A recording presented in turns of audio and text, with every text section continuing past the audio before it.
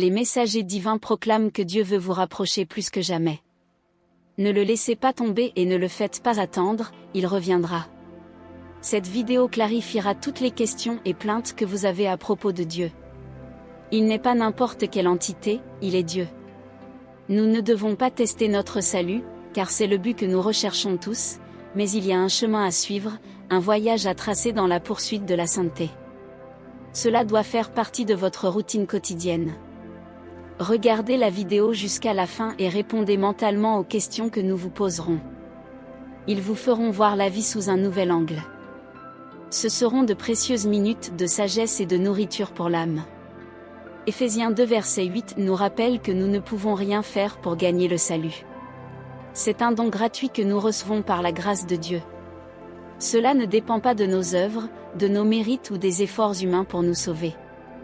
Nous sommes sauvés simplement par la grâce de Dieu, quelque chose que nous devrions célébrer de tout cœur.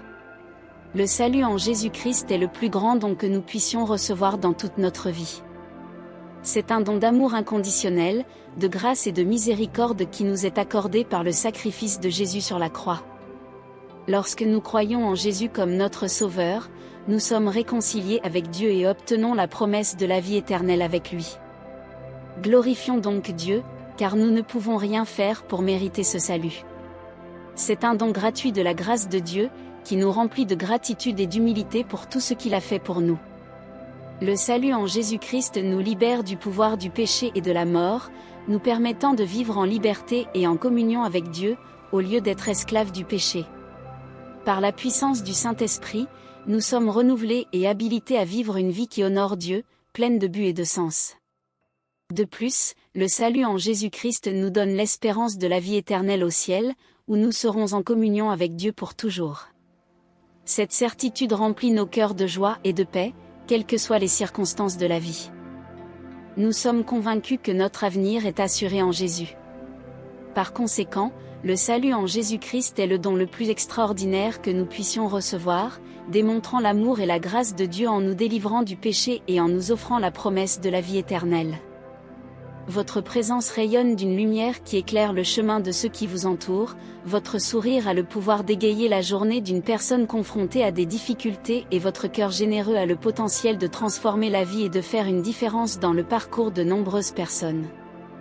Prononcez le nombre 1.11 avec foi, car les messagers divins nous disent que, peu importe les adversités que nous avons déjà affrontées ou celles que nous aurons encore à affronter, il existe une force intérieure qui nous pousse à avancer et à affronter tous les obstacles dans notre vie. Chemin. 1 Corinthiens 3, versets 16 et 17 sont des paroles d'une grande importance. Il nous rappelle qu'en tant que chrétiens, nous sommes des temples de Dieu, des lieux saints où réside le Saint-Esprit. Cette vérité est fondamentale pour la vie chrétienne, car elle transcende notre condition humaine et fait de nous des demeures vivantes du Saint-Esprit. Ce texte nous met en garde sur l'importance de prendre soin de notre corps et de préserver notre vie spirituelle, d'éviter le péché et de rechercher la sainteté. De plus, ce passage nous souligne que le Saint-Esprit habite en nous comme dans un temple. Cela nous invite à réfléchir sur la nécessité de développer une intimité avec Dieu et de permettre au Saint-Esprit d'agir en nous et à travers nous. Nous devons veiller sur notre corps, notre esprit et notre âme, en évitant tout ce qui pourrait polluer ou nuire à ce sanctuaire sacré. Par conséquent, ce passage nous met au défi de mener une vie de pureté et de prendre soin de notre corps en tant que lieu sacré où Dieu demeure. Nous devons rester attentifs à la voix de Dieu et rechercher une vie de communion avec lui, permettant au Saint-Esprit d'œuvrer en nous et à travers nous pour sa gloire. Le temps est venu d'aborder un problème très grave qui doit être éliminé de nos vies, le péché. Le péché est une triste réalité qui affecte tout le monde, nous éloignant de Dieu et nous conduisant à commettre des erreurs et des actions qui sont nuisibles à nous-mêmes et aux autres.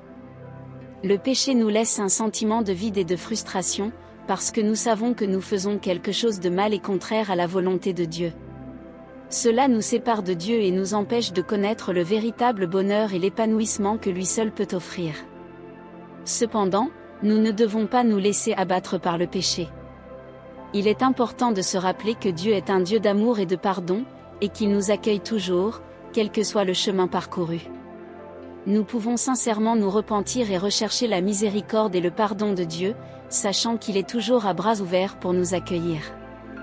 L'essentiel est de reconnaître que le péché a de graves conséquences, tant pour nous que pour ceux qui nous entourent, et nous devons rester vigilants, en cherchant à éviter le péché et en cultivant une vie de sainteté. Puissions-nous toujours nous rappeler que nous sommes aimés de Dieu, même dans nos moments les plus difficiles, et que nous pouvons rechercher sa grâce et son pardon, confiant qu'il est toujours prêt à nous accueillir à nouveau dans ses bras aimants. Vous pouvez écrire « Je me repens de mes péchés, Seigneur, et j'accepte Jésus de tout mon cœur ». Passons maintenant aux questions. Croyez-vous que Dieu répond à vos prières? La question n'est pas seulement de croire, mais aussi de savoir si vous avez réellement une conviction lorsque vous priez.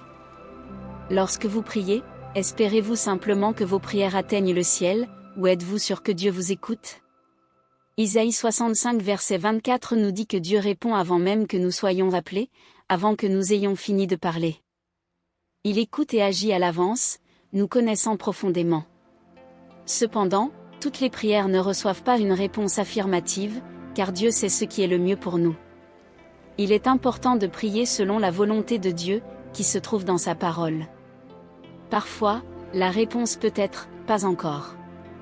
Par conséquent, tout dépend de la volonté de Dieu, qu'il s'agisse de donner ce que nous demandons ou de nous apprendre à persévérer et à être reconnaissants pour le temps qu'il détermine comme le meilleur pour nous, car Dieu a toujours le meilleur pour ses enfants.